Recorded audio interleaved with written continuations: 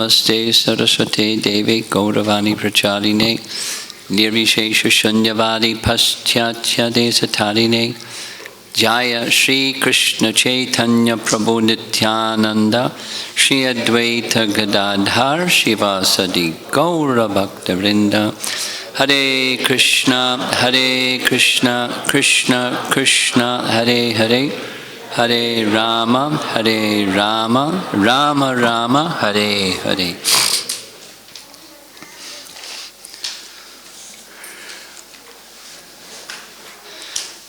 I somehow got the signal wrong. I thought class was at 7:30. I didn't look carefully enough at the schedule, so we'll go a little extra. 20 minutes extra, beyond what the schedule says, because I'll most likely require the full time to cover this topic. Dhruv Maharaj, Canto 4, Chapter 8, Texts 1 through 24. That's our subject for this morning.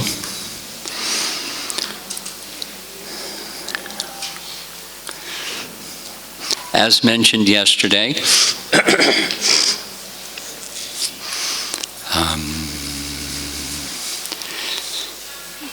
the subject matters of Srimad Bhagavatam are 10.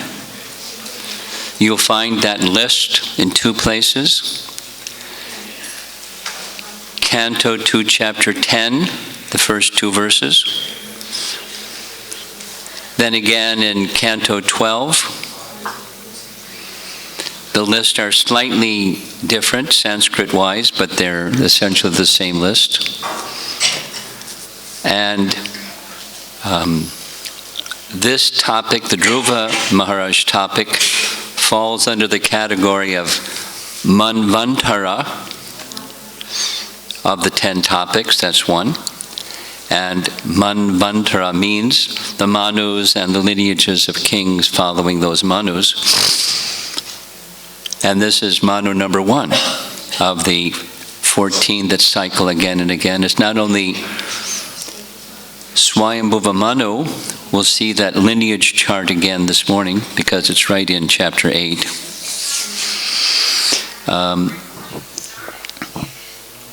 It's the very beginning of creation. It's the first Manu, the first Yuga cycle. Everything's brand spanking new, fresh, new universe, just getting started. In other words, it's not at the end of a day of Brahma, it's at the very beginning of the life of Brahma, the first day of Brahma's life.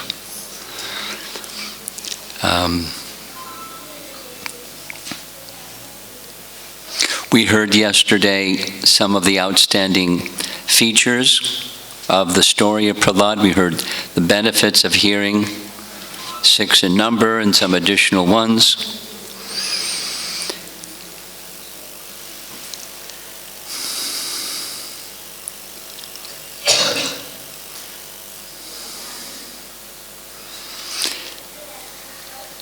Benefits that can come to us, although this is a story, it's a true story, it's history. But it's appropriate for us specifically to help us understand how to go from mixed devotion to pure devotion. And within the story itself, there's potencies that if we hear carefully, it can help carry us, just the sound vibration alone. What to speak of then as we get carried, that is purified, to understand and understand better. Knowledge increases through bhakti. Detachment increases through bhakti. We come closer to the goal through the bhakti process. So, in the early stages of the story, it's the childhood activities of Dhruva. And the section This isn't from the Bhagavatam. This is a way of looking at how the flow of the subject matter in the Bhagavatam, Canto 4, Chapter 8 is divided. So I've used this language, react or respond.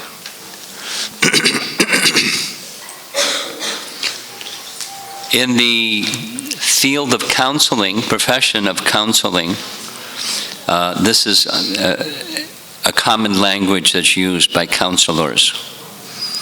And the advice of the counselors is stay away from the react and move towards the respond.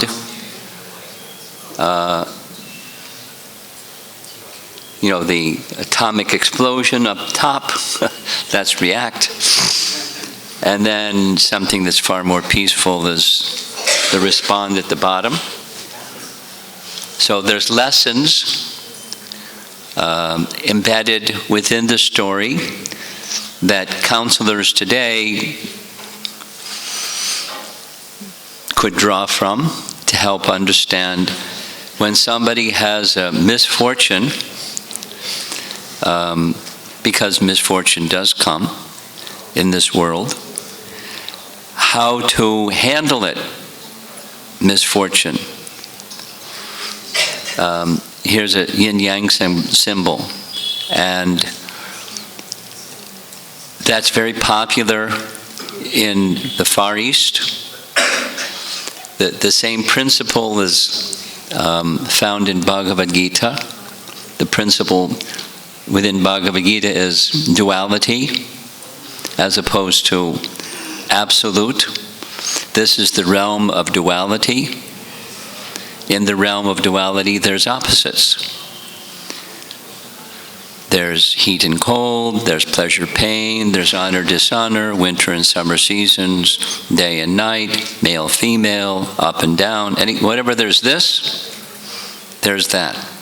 It's just the place where we are. So supposing you're one of the many people that want to be happy. You're buying into misery. Because that's the place. Now, it's now neither real happiness nor misery, but it looks like you buy into happiness and you just by default guaranteed or money back. You're going to get misery. Yehi samsparsha ja bhoga dukkha yonaya evate. The very, we discussed yesterday, the anchor. Asat trishna, hankering for enjoying asat, the impermanent. That's happiness. Out there is stuff, objects of the senses. And anticipating happiness is out there somewhere. That's the yoni, or the womb, the birthplace of distress. So what are you to do? So if you're a nihilist, you just stop desiring. That's not possible. So you can become anesthetized and then stop desiring. But it's just covered until the anesthesia wears off, and then you're desiring again, because it's of the soul. Desire is of the soul, because we're part and parcel of the Supreme. This is a different picture of transcendence than nihilism. So the Bhagavatam gives us this picture. We're part and parcel of the Supreme. And the part has qualities like the whole. So he has desire, so we have desire. So desire isn't the problem. If you're a nihilist, that's the problem. The root cause of, if you're Buddhist, The root cause of suffering is desire. To become free from suffering, become free from desire. And then this thing disappears. And when this thing disappears, what's on the other side? Nothing. Experience the bliss of nothing, or nothingness. That's not the Bhagavatam picture. The Bhagavatam picture is to transcend this and to connect desire with love for the Supreme, bhakti.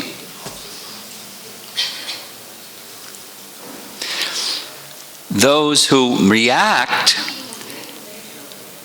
find they bought into the duality program, and here comes misery, and they react. I didn't want misery. I wanted happiness. Ran, ran, ran, ran, ran.